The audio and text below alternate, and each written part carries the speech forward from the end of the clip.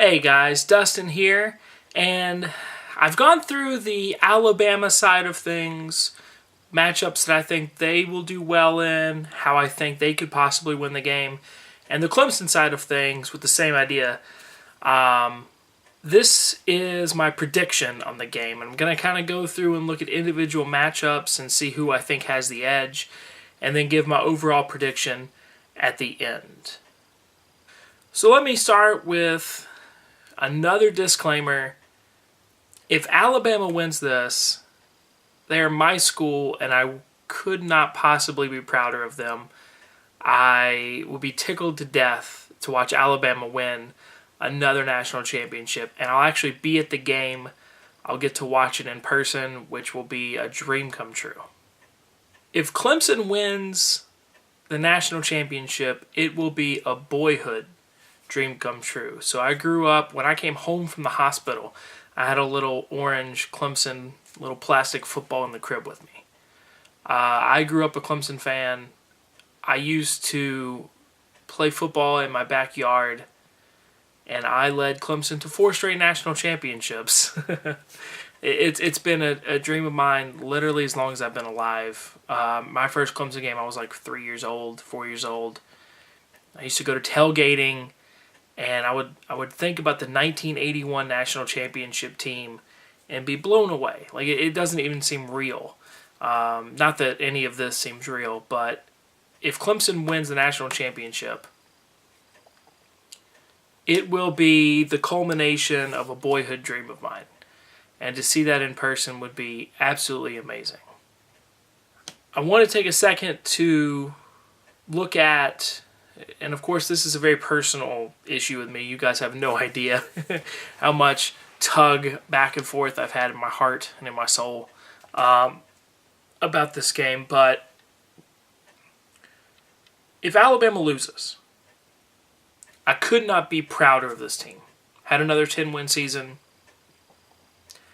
won an SEC championship in back-to-back years for the first time in, 17 years, 18 years? What they've accomplished is remarkable. What these guys have put into the program is remarkable and will last forever. And I could not be prouder of my school. If Clemson loses, that does not take away what this team did this year. They beat Notre Dame. They won the Atlantic. They beat South Carolina. They won the ACC, and they won a bowl game. All of that is the first time they've done that under Dabo Swinney. It has been amazing to watch, amazing to be a part of. I can tell you, everyone around here, I live in the upstate of South Carolina, everyone around here is tickled to death. Could not be more excited. It's all anyone has been talking about. So I just want to get that out of the way first, that win or lose, both of these teams should be incredibly proud of what they have done this year.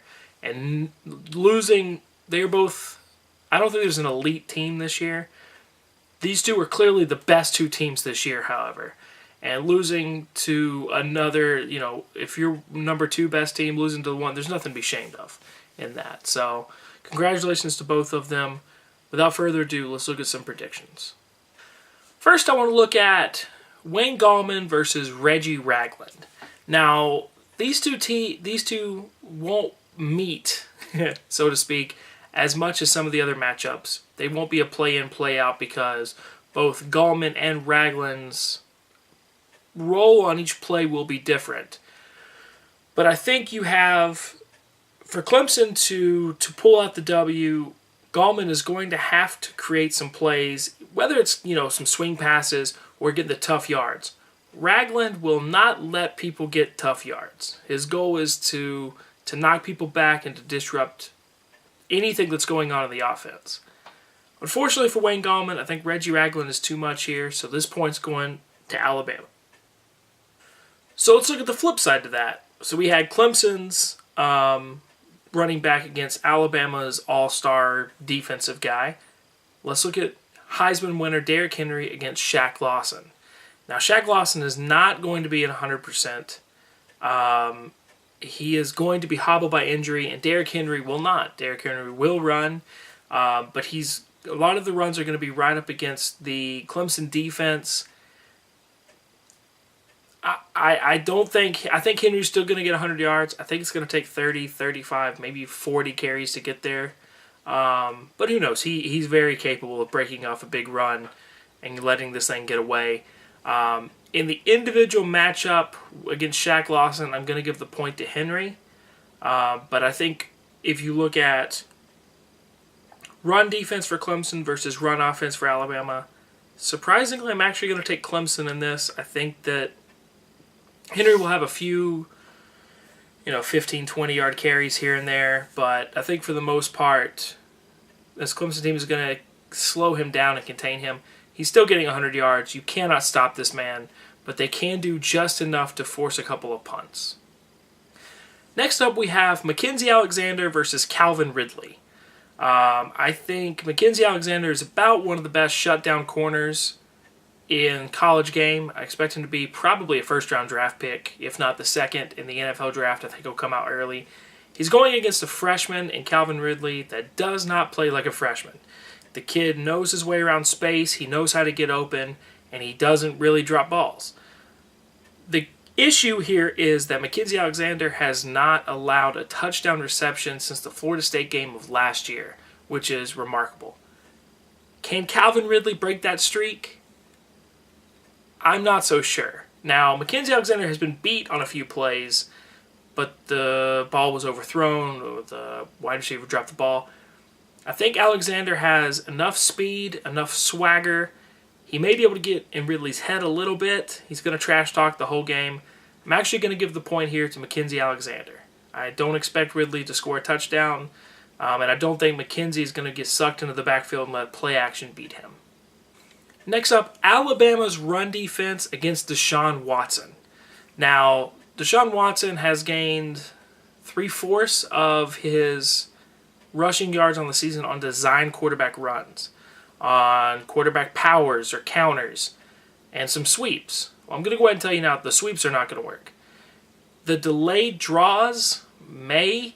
I think a lot of his yards are going to have to come from scrambling. If he can get to the edge, he will have a little bit better of a chance. I think the zone read is really what's going to enable him to run a little bit. But I think for the most part, Alabama's going to shut down the run offense of Deshaun. I'm going to pick Alabama in this matchup. Next up, we have Alabama's passing defense against Deshaun Watson. Now, this one is a little more in Deshaun's favor.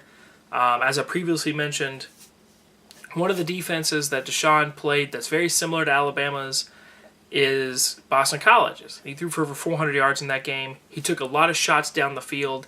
He's going to have to do that again if he's going to have any prayer of moving the ball, of finding any kind of little pockets in coverage or man that they can exploit. Alabama, of course, is probably going to focus more on the run of Deshaun like Oklahoma did. Although Oklahoma couldn't stop it, I think Alabama will. I think that leaves some of the passing game as a little bit of a liability for this Alabama defense. I'm actually going to take Deshaun Watson in this matchup. He is the best long passer in the country, statistically, and I think he makes a few big plays in this game. As I've already said in both videos, special teams for both these teams could not be more different. Alabama has the edge in punt returning, in punting, and I think in field goal expertise with Griffith over Hugel. Clemson's special teams is something that, for them to have been an elite team this year, they would have had to have worked on. It's been kind of hobbled all year. There's no return game to speak of in either punts or kickoffs. This point is clearly Alabama's. So, next up is Mitch Hyatt versus Alabama defensive ends. I'm going to pick A'Shawn Robinson as he's the starter, but of course it will rotate throughout the game. Now, Mitch Hyatt is a stud. The kid's ready for the pros, basically. He probably needs to build his body up a little bit, but he's only 18. From the second he stepped foot on campus, he was a game changer for this offensive line. A much, much improved offensive line. Probably the best since I've seen since I've been alive. And I can't believe that. Dabo said at the beginning of the year that it would be the strength of this team by the end of the year. And, of course, he was right, even though every single person that heard that completely doubted him. But Mitch Hyatt is a big reason why.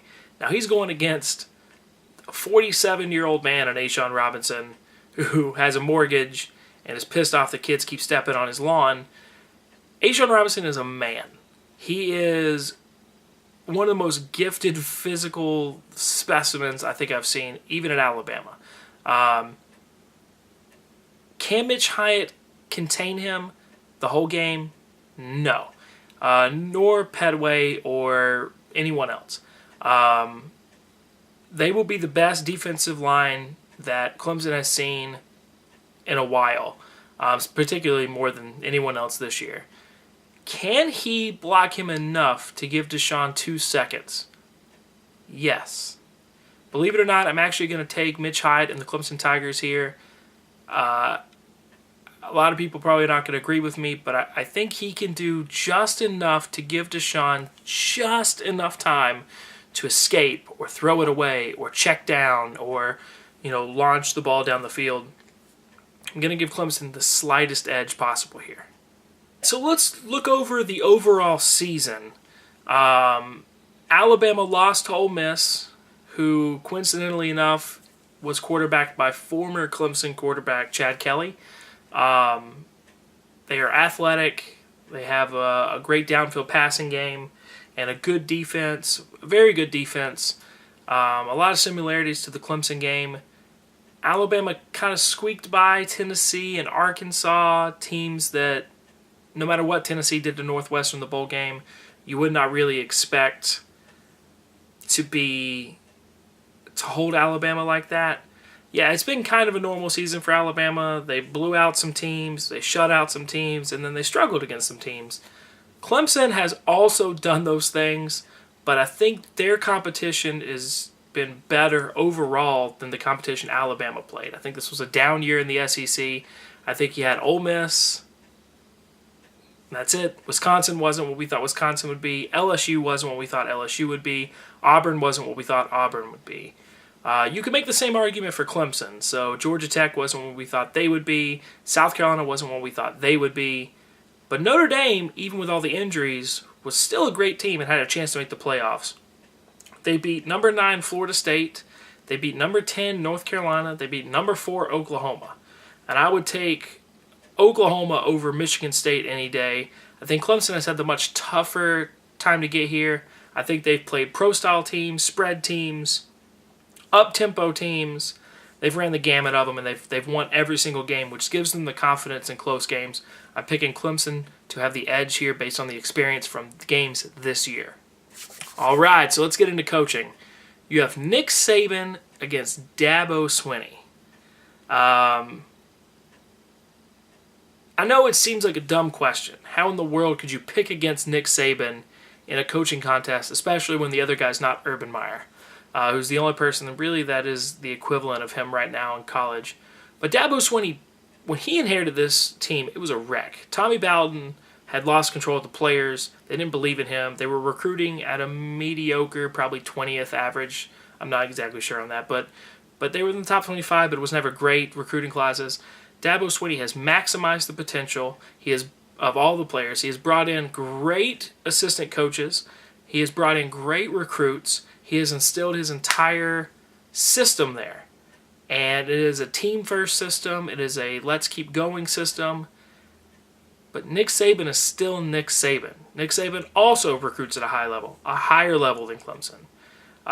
He has had offensive and defensive assistants now becoming head coaches. Nick Saban has his own tree of coaching under him. He's been there before. He's done it before. He's held the crystal ball. You got to go Nick Saban here. All right, so let's look at Lane Kiffin versus Brent Venables. I think Brent Venables is the best defensive coordinator in the country. I think what he has done for this Clemson team, if you think about it, the last game Clemson played before Brent Venables came in was that 70-33 Orange Bowl against West Virginia. That's amazing. He had the number 1 defense in the country last year. They're like number 7 this year or something. They lost pretty much the entire defense last year and just restocked. So Brent Venables, I think, is the best defensive coordinator in the country. Probably should have won the Broyles Award for best assistant coach. Can't argue with Lincoln Riley there, but the way he schemes, the way he maximizes his players, the way he understands opposing offenses is great. And this team, kind of like Alabama, is built in a way to stop pro-style offenses like Alabama has. I expect him to really key in on Henry. The counterpart is Lane Kiffin.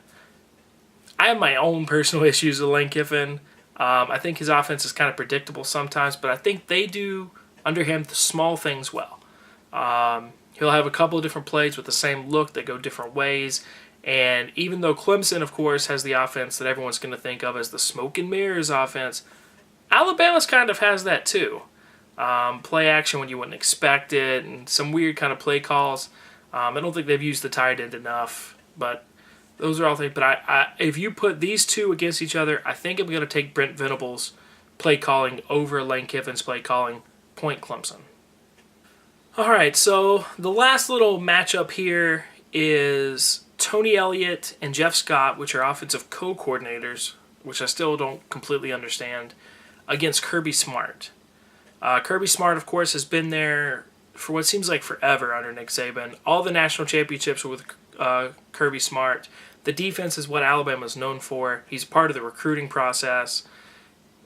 Him and Nick Saban have so much synergy between what they do and how they view the game that it's really, really remarkable.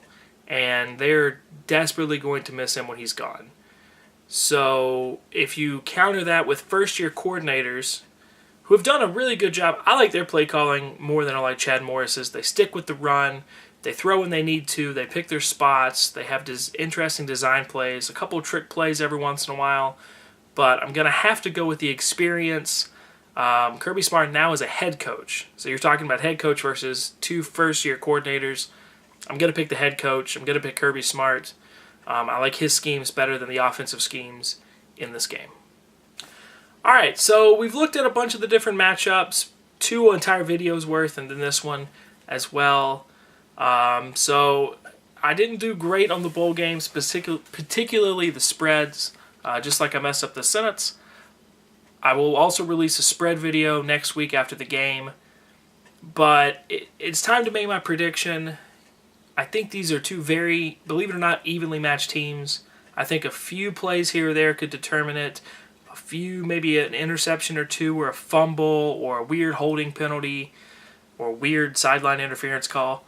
I think there are only a few plays apart. Now, who at the end of the day is going to make the plays? My prediction to win the 2015 National Championship is